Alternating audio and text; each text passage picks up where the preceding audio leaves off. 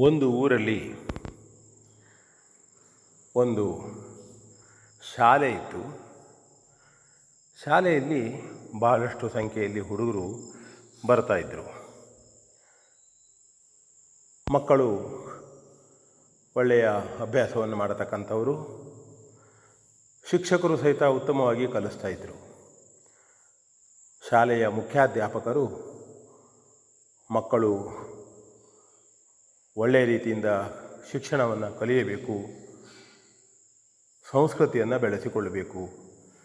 ಕೇವಲ ಶಿಕ್ಷಣ ಇದ್ದರೆ ಮಾತ್ರ ಸಾಲದು, ಉಳಿದ ವಿಷಯಗಳಲ್ಲೂ ಮಕ್ಕಳು ಮುಂದೆ ಬರಬೇಕು, ಒಳ್ಳೆಯ ನಾಗರಿಕರಾಗಬೇಕು ಹೇಳತಕ್ಕಂಥ ಆಲೋಚನೆ ಇದ್ದಂಥವರು. ಒಮ್ಮೆ ಏನಾಯಿತು ಅಂತಂದರೆ, ಆ ಶಾಲೆಗೆ ಎಲ್ಲ ರೀತಿಯ ಮಕ್ಕಳು ಬರ್ತಿದ್ದರು. ಬಡವರು ಬರ್ತಿದ್ದರು, ಶ್ರೀಮಂತರು ಬರ್ತಿದ್ದರು, ಎಲ್ಲ ವರ್ಗದ ಜನರು ಬರ್ತಿದ್ದರು. ಉತ್ತಮವಾದಂತಹ ಶಾಲೆ. ಒಬ್ಬ ಹುಡುಗನ ಒಂದು ಪೆನ್ನು ಕಳುವಾಯಿತು ಶಾಲೆಯಲ್ಲಿ. ಆ ಪೆನ್ನು ಅಂತಂದರೆ ಅವನಿಗೆ ಹಿರಿಯರು ಹುಟ್ಟಿದ ಹಬ್ಬಕ್ಕಾಗಿ ಬೆಲೆ ಬಾಳುವಂಥ ಪೆನ್ನನ್ನು ಕೊಟ್ಟಿದ್ದರು. ನೆನಪಿರಲಿ, ಈಗ ಭಾಳಷ್ಟು ಕಡೆ ಕೊಡ್ತಾರಲ್ಲ ಹಾಗೆ. ಆ ದಿನ ಕಳುವಾದ ಕೂಡಲೇ ಅವನು ಅಳುತ್ತಿದ್ದ.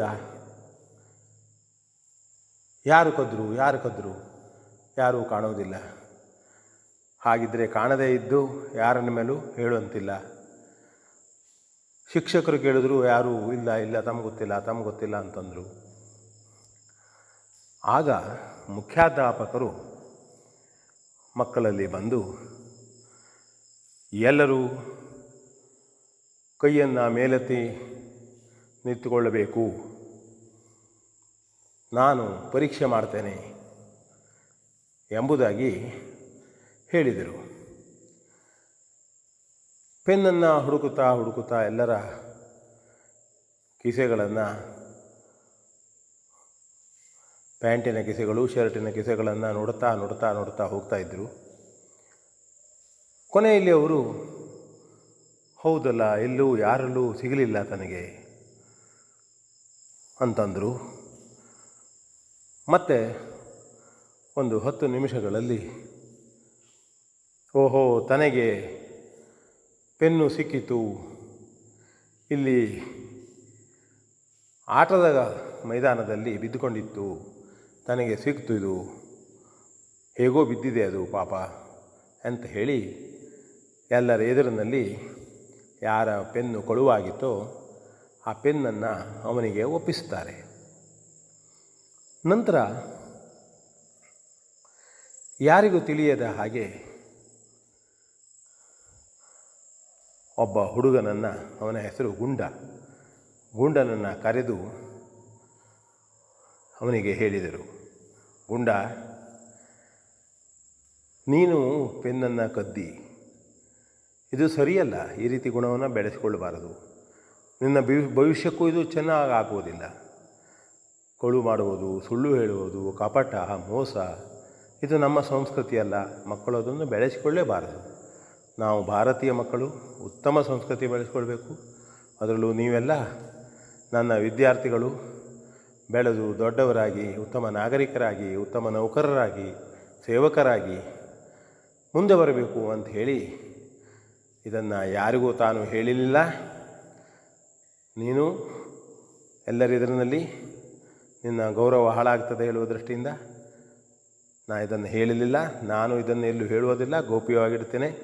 ನೀನು ಬೇಸರ ಪಡದೆ ಅಭ್ಯಾಸವನ್ನು ಮಾಡು, ಇಂಥ ಗುಣವನ್ನು ಬೆಳೆಸಿಕೊಳ್ಳಬೇಕಾ ಬೇಡ ಅಂಥೇಳಿ ಬುದ್ಧಿ ಹೇಳಿ ಕಳಿಸಿದರು. ಗುಂಡನಿಗೆ ತುಂಬ ಸಂತೋಷ ಆಯಿತು. ಓಹೋ, ತಾನು ಯಾರಲ್ಲಿಯೂ ಮರ್ಯಾದೆಯನ್ನು ಕಳೆದುಕೊಳ್ಳುವಂತಹ ಪ್ರಸಂಗವನ್ನು ಗುರುಗಳು ತಂದುಕೊಳ್ಳಲಿಲ್ಲ ಅಂತ ಹೇಳಿ ಅವನು ಸ್ವಲ್ಪ ಸಮಾಧಾನದಲ್ಲಿ ಹೋದ. ಹಾಗೆ ಅಭ್ಯಾಸ ಮಾಡ್ತಾ ತನ್ನ ಶಿಕ್ಷಣವನ್ನು ಮುಂದುವರಿಸ್ತಾ ಇದ್ದರು ಎಲ್ಲ ಮಕ್ಕಳು. ಹಾಗೆ ಕೆಲವು ವರ್ಷ ಕಳೆಯಿತು. ಹುಡುಗರು ಕಲಿತಾ ಇರ್ತಾರೆ, ಮುಂದೆ ಹೋಗ್ತಾ ಇರ್ತಾರೆ, ಶಿಕ್ಷಣವನ್ನು ಮುಂದುವರಿಸ್ತಾ ಇರ್ತಾರೆ, ನೌಕರರಾಗ್ತಾರೆ. 8-10 ವರ್ಷ ಕಳೆದ ಮೇಲೆ ಒಂದು ದಿನ ಅದೇ ಶಾಲೆಯಲ್ಲಿ ಹಳೆ ವಿದ್ಯಾರ್ಥಿಗಳಿಗೆ ಸನ್ಮಾನಿಸುವಂತಹ ಕಾರ್ಯಕ್ರಮ ಬಂತು. ಆ ಪಟ್ಟಿಯಲ್ಲಿ ಈ ಪೆನ್ನನ್ನು ಕದ್ದಂತಹ ಗುಂಡ, ಅವನ ಹೆಸರು ಇತ್ತು. ಉತ್ತಮ ಸಾಧನೆ ಮಾಡಿ ಒಂದು ಕಂಪನಿಯಲ್ಲಿ ನೌಕರನಾಗಿದ್ದಾನೆ, ನಮ್ಮ ಶಾಲೆಯಲ್ಲಿ ಕಲಿತವ ಅಂಥೇಳಿ ಅವನನ್ನು ಸಮಾರಂಭದಲ್ಲಿ ಸನ್ಮಾನಿಸುವ ಕಾರ್ಯಕ್ರಮ ಎಲ್ಲ ಜನ ಸೇರಿದ್ದಾರೆ, ನಡೀತಾ ಇತ್ತು.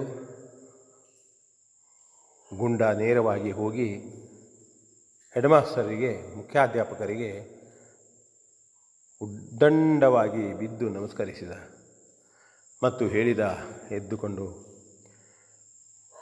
ಎಲ್ಲರೆದುರಿನಲ್ಲಿ ನಾನು ಹೇಳ್ತಾ ಇದ್ದೇನೆ, ನನ್ನ ಇಷ್ಟೆಲ್ಲ ಶ್ರೇಯಸ್ಸಿಗೆ ನಮ್ಮ ಮುಖ್ಯಾಧ್ಯಾಪಕರ ಒಂದು ದೊಡ್ಡ ಗುಣವೇ ಕಾರಣ.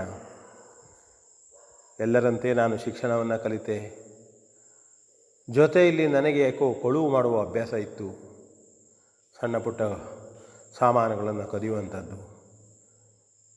ಒಂದು ದಿನ ಹಿಂಗೆ ಆಯಿತು ಅಂಥೇಳಿ ತನ್ನನ್ನು ಪೆನ್ನು ಕದ್ದ ಸಂದರ್ಭದಲ್ಲಿ ಗುರುಗಳು ಯಾವ ರೀತಿ ರಕ್ಷಣೆ ಮಾಡಿದರು, ತನಗೆ ಯಾರಿಗೂ ತಿಳಿಯದ ಹಾಗೆ ಬುದ್ಧಿವಾದವನ್ನು ಹೇಳಿದರು.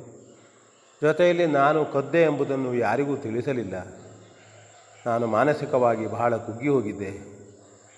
ಆದರೆ ಅವರ ಮಾತಿನಿಂದ ನಾನು ಎದ್ದು ನಿಂತು ನಂತರದಲ್ಲಿ ಅಭ್ಯಾಸ ಮಾಡಿದೆ, ಬೆಳೆದೆ. ಇವತ್ತು ಉತ್ತಮವಾದಂತಹ ಸ್ಥಿತಿಯನ್ನು ತಲುಪುವುದಕ್ಕೆ ನಮ್ಮ ಶಿಕ್ಷಕರೇ, ಮುಖ್ಯಾಧ್ಯಾಪಕರ ಆ ಒಂದು ಘಟನೆ ಕಾರಣ ಅಂತ ಹೇಳಿ ನಾನು ವಂದಿಸ್ತಾ ಇದ್ದೇನೆ. ಎಲ್ಲ ಶಿಕ್ಷಕರು ತನಗೆ ಸಹಕರಿಸಿದ್ದಾರೆ ಅಂತ ಹೇಳಿದಾಗ ಇಡೀ ಸಭೆ ಕರತಾಡನ ಮಾಡಿತು. ಇದು ಒಂದು ಕಥೆ. ಕೆಲವು ಸಂದರ್ಭದಲ್ಲಿ ಯಾವುದೋ ಒಂದು ಕಾರಣದಿಂದ ಸಣ್ಣ ಪುಟ್ಟ ತಪ್ಪನ್ನು ಮಾಡಿದಾಗ ಈ ರೀತಿಯ ಬುದ್ಧಿವಂತಿಕೆಯ ಮಾಡುವುದು ಬಹಳ ಶ್ರೇಷ್ಠವಾದಂಥದ್ದು. ಕಳುವು ಮಾಡಬಾರ್ದು, ಕಪಟ ಮಾಡಬಾರ್ದು, ಯಾರಿಗೂ ಮೋಸ ಮಾಡಬಾರ್ದು, ಸುಳ್ಳು ಹೇಳಬಾರ್ದು. ಇದೆಲ್ಲ ನಮ್ಮ ಸಂಸ್ಕೃತಿ ಆಗಿರಬೇಕು. ಉತ್ತಮ ಗುಣಗಳಿಂದ ನಾವೆಲ್ಲ ಮೇಲ್ಮಟ್ಟದಲ್ಲಿ ಬರಬೇಕು ಅಂತ ಹೇಳ್ತಾ ವಿ ಎನ್ ಭಾಗವತ್, ಬರಬಳ್ಳಿ.